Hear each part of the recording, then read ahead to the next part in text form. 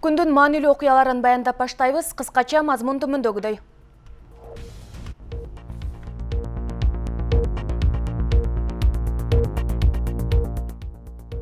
Өзбекстан чек арада кармалган 13 кыргызстандыкты кое берди.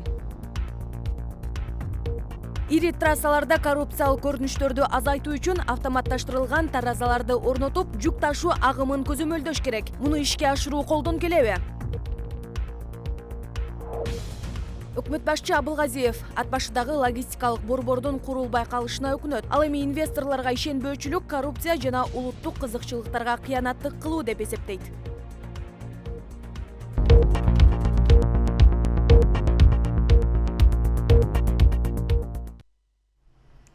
Аты жөнүм Айганыш Туратбек кызы, кутмандуу кечиңиздер менен. Өзбекстан кыргыз-өзбек чек арасында кармалган 13 кыргызстандыкты кое берди. Мамлекеттик чек ара кызматы тараткан кабарда эки өлкөнүн чек арачыларынын сүйлөшүүсү өткөнү. Ошонун натыйжасында алар кыргыз тарапка өткөрүлүп берилгени айтылат. Кадамжай районунун Өзбекстан менен чектеш Чекилик айылынын чек арага жакын жеринен Кыргызстандын 13 жаранын Өзбекстандын чек арачылары кармап кеткени жергиликтүү тургундар Азаттык радиосуна кабарлашкан. Алардын айтымында Талас облусунан аймакка даватка 2 машина менен келген жарандарды 19 февралда эртең менен Өзбекстандын чек арачылары кармап кеткен. Ат башыда логистикалык борбордун курулбай калышына нарындыктарга ушак маалыматтар себеп болду. Мындай пикирди премьер-министр Мухамбеткалый Абылгазиев бизнес түзүмдөрдүн жана донор уюмдардын өкүлдөрү менен жолугушууда айтты. Өкмөт башчы белгилегендей, мындай пикир жалган, ушак жана фейк маалымат тууралуу таратуу аркылуу активдүү жайылтылды. Ушундан улам премьер-министр бүгүнкү күндө түзүлгөн кырдаал инвестицияны коргоо чөйрөсүндө өзгөчө жергиликтүү эл баарынан биринчи жаштар менен өз ара кызматташуудагы иштөөнү көрсөттү деп эсептейт. Жергиликтүү элдин каршылыгынан улам Ат башы районуна 280 миллион доллар жумшалат деп жаткан логистикалык борбор курулбай калды.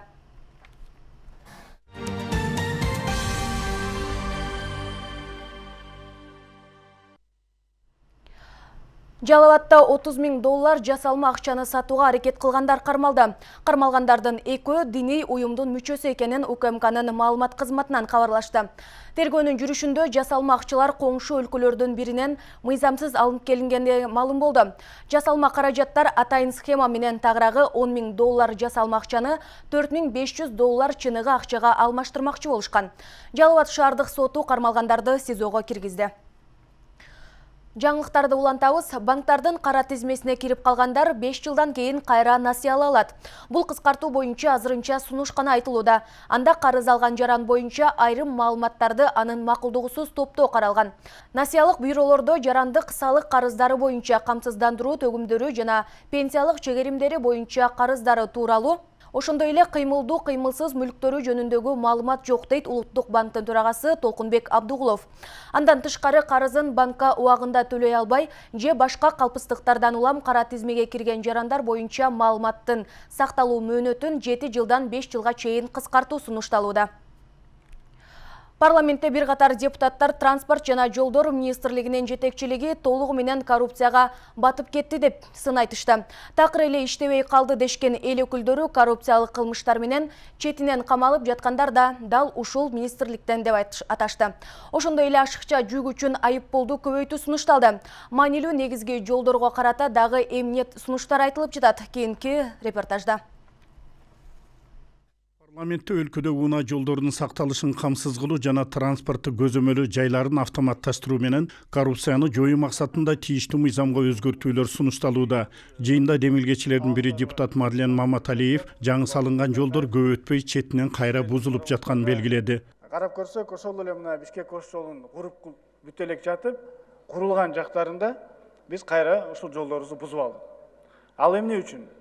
Албетте биринчи кезекте ошол жолдорубузду куруп атканда бул анын качествосын кандай куруп атканын ал сөзсүз түрдө, бирок ошол эле учурда мына бай айтылып аткан таразаларда ар кандай адамдык факторлор менен коррупциялык схемалар болгондукка байланыштуу ошол жерде атайын осевой нагрузка деп коет, ошону сакталбай келип, мондой машинелер аркагысаң, ар кандай машинелер ушундай жүктөрүн оор ташып өтүп баратат. Бул дагы мен ойлоп тура эмес. Талкууланып жаткан мыйзам долбоордо автомобиль, темир жолдор аркылуу жүктөрдү жана кооптуу жүктөрдү ташуу эрежелерин бузган унаа ээлери үчүн 9-категориядагы салык салуу сунушталууда. Ага ылайык айып пулу жеке адамдар үчүн 1000 эсептик көрсөткүчтү, юридикалык жактар үчүн 2000 эсептик көрсөткүчтү түзөт. Мындан тышкары унаа көзөмөлү пункттарын автоматташтыруу, видео көзөмөл орнотуу менен андагы адам факторун азайтуу коррупцияга бөгөт болот деген үмүт артышууда. Сиз ким болуп иштейсиз ошол? Автотранспорт агенттигинин жетекчилигинин орун басары. Эмне агенттигинин? Автотранспорт. Жана камалган кишинин орун басары болосузбу сиз? Туура. Алмаз Ахунжанович, салмак габариттик контролдо ошол кандай айтылат, управлениеби, департаментпи бардыгын кызматтан алып, жаңы кызматка алыш керек буларды. Жетекчилиги камалып атат. Калмалган баласын алып чыгам деп взятка берип. Бул эмне деген өзү?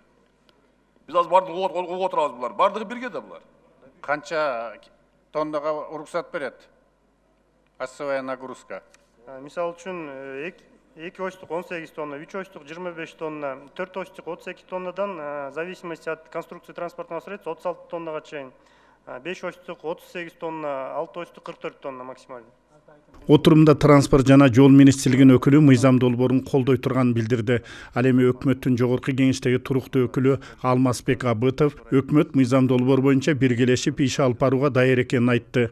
Белгилей кетсек, Кыргызстандын тышкы карыздарынын 2 миллиард 600 миллион сомун же 80%ын жол салууга алынган насыялар түзөт. Унаа жолдордогу өткөрмө бекеттерде турган мурдагы жөнөкөй таразалар 6000ге чейин гана бузууларды аныктаса, азыркы автоматташтырылган таразалар 20000ге чейинки бузууларды аныктай алат. Ал эми буга чейин жолдо жүк ташуу эрежелерин бузган жеке жана юридикалык жактар болгону 10 сом айып пулу төлөп келген.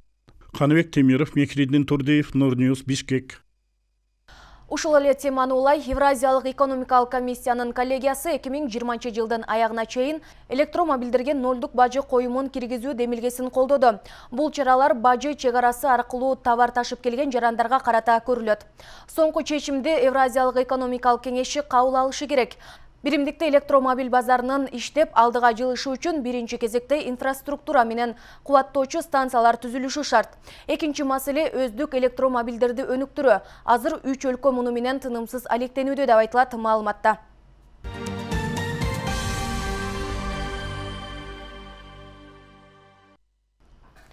Эми аламда болуп жаткан айрым кабарларга токтолобуз. Кытайда акчаларды вирустан улам өрттөп, бир тобун карантинге алып жатышат.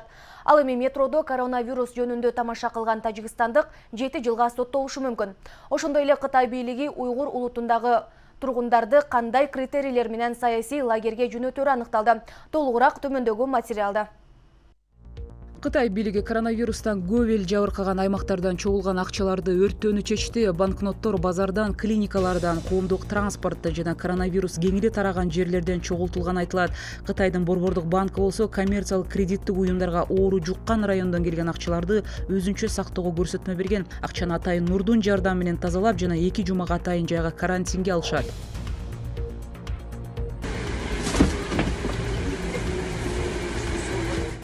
Москва метросунда коронавирус темасында оюн уюштурган тажикстандык Караматулла Жаборовго тагылган айып катаалдаштырылды. Эми баштагыдай бейбаштык эмес, атайлап уюштурулган бейбаштыкта өзгөртүлүп 7 жылга кесилет. Тергөө бул ишке бир нече киши катышкан деп эсептейт. Эске салсак, аталган жаран Москва метросунда кокустан эс үчүн жоготуп койгондой түр көрсөткөн. Шериктери болсо анын коркунучтуу вирустук инфекциясы бар экенин айтышып, жүргүнчүлөрдү дүрбөлөңгө салышкан.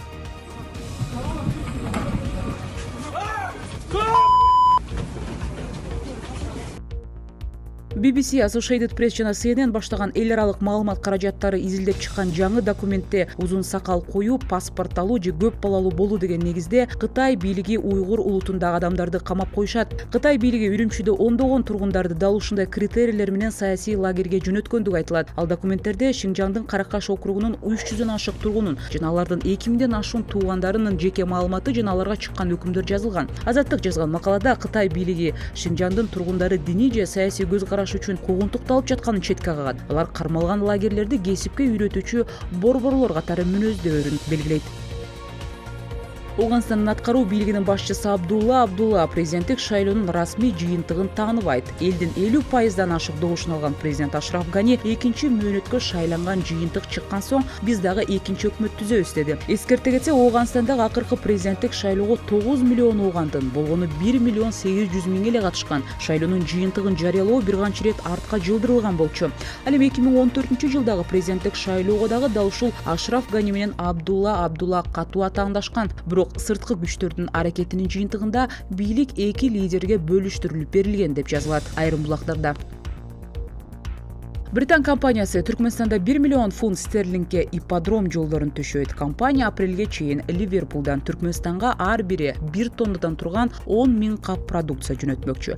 15 жылдан бери иштеген Andrews Bowen Ltd компаниясы ат майдандар үчүн кум, мом жана синтетикалык булаларды өндүрөт. Түркмөнстан борборунда ат спорттук комплекс жана бир нече ипподромдор бар. Өлкө президенти Гурбангулуу Бердимухамедов өзүн мыкты чабандес, саяпкер катары сыпаттап жүрөт. Бул арада Өзбекстан бийлиги өлкөдөгү ишке орноштуруу боюнча бардык жеке агенттиктердин ишмердүүлүгүнө тыюу салууга ниеттенип жатат. Бул тууралуу өлкөнүн премьер-министри Абдулла Арипов Human агенттигине алданып калган жабырлануучулар менен жолугушуу учурунда билдирген. Арипов ишке орноштуруу боюнча жеке агенттиктердин ишин токтотуу тууралуу президентке сунуш киргизем деген. Нур каналы жаңылыктар менен тааныштырууну улантат. Алдыдагы мүнөттөрдө мына бул кабарларды кененирээк баяндайбыз.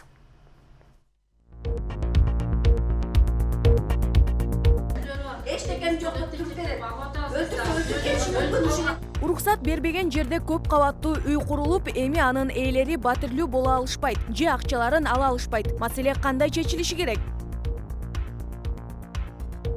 Наристесинин давун дарты менен төрөлүшүнө дарыгерлерди айыптаган айымдын чыры аяктай элек. Доктурлар болсо күнөө бизде эмес дешүүдө.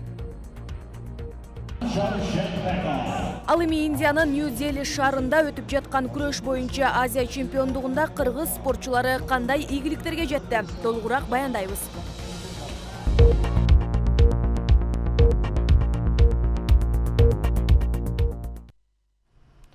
Өз билемдиктин айынан тургундар туңгуюкка кептелди. Ош шаарындагы Евростиль компания тургузуп жаткан турак үйгө каражаттарын төлөгөндөр кала бийлигине кайрылышты. Элдин эсебинен жоготулган каражаттарды компания кайтарбастыгынан шектенген тургундар турак үйдүн курулушуна шаар жетекчилиги макулдук берсе дешет. Жогорку сот болсо көп кабаттуу үйдү мыйзамсыз деп тапкан. Бийликтин калгасын каккылагандар Евростиль компаниясынан турак үй алгандар. Жалпысынан 30га жакын жаран кала бийлиги үйдү салууга макулдук берсе деп турушат. Чогулгандардын айрымдары үй алууга бардык каражаттарын төлөп койгондугун айтышууда. Сөз болгон компания өз кардарларына сапаттуу үй курууну убадалашкан. Компания өкүлдөрү алар талабы жакшы деп документин көрсөткөн, соттон утуп келген эмелерин полный көрсөткөн бизге. Бардык документтерин көрсөтүп анан кийин баштаган. Кийин дагы анан сот кайра өзгөрдү деп дагы ошондой болду. Себеби бул жерден биздин алганыбыздын себеби курулуштун качествосы жакшы болгон да. Бардыгын карап чыгып, курулуштун качествосуна карап анан бул жерден үй алганбыз. Ош шаарындагы Масалиев 64 дарагине курулуп жаткан үйгө бул убакка чейин да соттун бир канча чечими чыгып, ал тургай бузуу иштери да башталган. Бул иштин акырына жогорку сот чекит коюп, үйдү мыйзамсыз деп тапкан. Төлөгөн каражаттарынан тынчсыздангандар эми өз акчаларын кайтарып ала албастыгын айтышып, кала бийлиги үй курууга макулдук берсе деген гана үмүттө турушат. Башка болуп кетер, ал төлөй турган эчтеке жок. Потому что ал эчтеке жок деп туруп берет. Өлтүргөн мүмкүн ушул элдин бирөөсү. Но ушунча адамдын убалы деле бар да, түшүнүңүздөр бизди. Бул убакка чейин шаардык бийлик менен компания орток пикирге келбегенине документ иштери толук бүтпөгөнү себеп болгон. Бул убакка чейин да бир канча соттук отурумдар өтүп келген. Эми жогорку сот тургузулган көп кабаттуу курулуш бузулуп, баштапкы калыбына келтирилсин деген чечим чыгарган. Бүгүнкү күндө архитектуралык рухсат кагаздары жок. Жок кагаздары. Бир гана градосоветке коюлган. Градосовет боюнча мен эжелерибизге айтып бердим азыр. Градосоветке коюлганда градосовет бул коллегиальный, рекомендательный характер берет. Да, ошол жерге болот, бирок ушундай рухсат кагаздарын алынсын. Мисалы архитектуралык рухсат кагаздары алынсын, пожарный норма боюнча каралсын, санитарный нормалары каралсын деген талаптарды коюп, сиз айткандай жергиликтүү бийлик ал жерге добро берилген, бирок эч кандай рухсат кагаздарын албастан туруп бүгүнкү күнгө чейин курулуш иштери жүрүп жатууда. Компания өкүлдөрүнө кайрылып, бирок жооп ала алган жокпуз. Компаниядан канча адам үй алуу үчүн каражат төлөгөнү белгисиз. Бул убакка чейин компаниянын өкүлдөрү бардык документтери бар экенин айткан. Калыстык үчүн көргөзө кетели. Мэрия өз уруксат берген архитектура менен биргеликте. Сиздин колуңузда кандай документтер бар азыр? Документтер бардыгын Бишкек алып кеткен. Үйдүн курулушуна мына жерге үй кургула деп мэрия токтом чыгарып берген. Архитектура менен биргеликте градосоветтен токтом чыгарып берген. Ошонун негизинде стройка жүрүп атпайбы? Не кылабыз? Компанияга каражатты төлөп, бирок үйсүз калуу коркунучунда тургандардын жагдайы кандай чечилери караңга. Ош шаары боюнча мыйзам иштеп табылган көп кубаттуу үйлөрдүн саны 20дан ашат. Таткашадан Адлет Нушанбаев, Нурньюз. Башка жаңылыктардан наристенин даун дарты менен төрөлүшүнө дарыгерлерди айыптаган айымдын чири аяктай элек. Шалакы мамиле жасаган деп кине койгон келин докторлордон 30 миллион сом өндүрүп берүүнү талап кылууда. Бирок ак халатчандар бүгүн атайын маалымат жыйын куруп, бизде эч кандай күнөө жок деп айтышууда. Окуянын чоо жайы кийинки сюжетте. Мындан 2 жыл мурун Айсулуу аттуу келин балалуу болуп, бирок ымыркай Даун синдром менен төрөлгөн. 1 жыл мурун биздин телеканалга баш багып арыз муңун айтып, баланын абалына дарыгерлерди күнөөлөгөн болчу. Айтымында кош бойлуу кезинде жеке клиникалардын биринде каттоого турган. Ар бир адам дарыгерге кайрылса, пациент болсо, пациентке кандай диагноз болсо, эмне болсо, кандай анализ тапшырды, ошонун баарын айтыш зарыл. Мен билишим керек, мен пациент болгонмун да ошол клиникага. Частная клиника Вера, Арымкуловой, Эры и Масалиевой Гульшан. Булар мага зарыл айтыш керек. Объяснительный жазып атпайбы Масалиева Гульшан. Я не должна говорить. Мен айтышым мүмкүн эмес. Дарыгер айтыш керек. Это как это так? А мен не УЗИ барып атам, мен не акчаны төлөп атам, частный клиникага барып атам. Мени жакшы караш керек турабы? Ошон үчүн барып атпаймбы акча төлөп ошол клиникага? Шалакы мамиле жасалбаса, балам мындай дарт менен төрөлбөйт болчу деген келин кийин врачтарды сотко берген. Бүгүн болсо ошол жеке клиниканын өкүлдөрү жооп кайтарып, күнөөнүн баары келиндин өзүндө деп айтышууда. Анткени боюнда бар кезинде тиешелүү анализден өткөн эмес. Это является признаком того, что может быть, это не 100%. 2017 жылы 30 октябрда Айсулуу Жапар кызы 14 жумалы кош бойлуулугунда кайрылган. Текшерүүдөн кийин Даун синдром дартынын белгилери болушу мүмкүн экенин айткам. Бул жолдуу гана болчу. Мен бир жолу эмес, көп ирет айттым, бул дартка анализ тапшырышыңыз керек деп. Ал болсо менде баары жакшы деп тапшырган эмес. Учетко турган дарыгерине да кабарлаган болчумун мен. Рекомендовала сдать анализ. Дарыгерлердин айтымында керек болсо доо коюп жаткан Айсулуу Жапар кызы кош бойлуу кезинде аталган даун дарты аныкталышы мүмкүн деген эскертүү берилген. Бирок өзү ал эскертүүгө маани бербей коюп, кайра дарыгерлерге доо артып жатат деп эсептешет. Бунун бүгүнкү күнгө анын диагнозуну невропатолог деген врач предварительный диагноз чыгарып берген синдром Дауна деп. Бирок акыркы заключительный диагноз биздикилер чыгара албайт, анткени бул заключительный диагнозду врач-генетик только коюлат. Анан кийин буну только кариотипирование менен коет, анализ алат, баладан анализ алат. Аны экспертиза баласын чакырса, бул баласына апарбай жатат экен. Учурда бул эки тараптын чыры Ош шаардык сотунда каралууда. Бирок 2 жылдан бери сот улам жылдырылып келет. Ал эми докторлордун жактоочусу буга чейинки соттук отурумда ага кол көтөрүү болгонун билдирди. Сотты да аябай жаман ооз калгыс сөздөрдү айткандыктан сот судебный приставтарды чакырууга мажбур болду. Ошондо судебный приставтарды чакырды, ал жөнүндө актылар түзүлдү. Андан кийин судебный приставтар алып кетип атса, алардан чуркап келип туруп, коридордо турган мени бетиме чаап, андан кийин сумкасы менен башыма бир нече жолу чаап, мен тургузбай койду. Ошол мезгилде судебный приставтар келип, аны ажыратууга алар милдеттүү да. Айыпталып жаткан врачтардын бүгүнкү жообу боюнча пикирин угуу максатында арызданып жаткан Айсулуу Жапар кызы менен байланышууга мүмкүн болбоду. Эске салсак, кош бойлуу айым милдеттүү түрдө Даун синдромуна карата өзүнчө анализ тапшырышы керек. Эгер мындай өзгөчө бала төрөлүшү мүмкүн экенин алдын ала билишсе, дарыгер көз жарбай эле коюуну сунуштайт. Бирок кош бойлуу аял бул синдром бар бала төрөлөөрүн билип туруп болбой эле макулдугун берсе, ал анын укугу болуп эсептелет. Бактыгүл Мираддилова, Элдар Өмүрбек уулу, Нурньюз.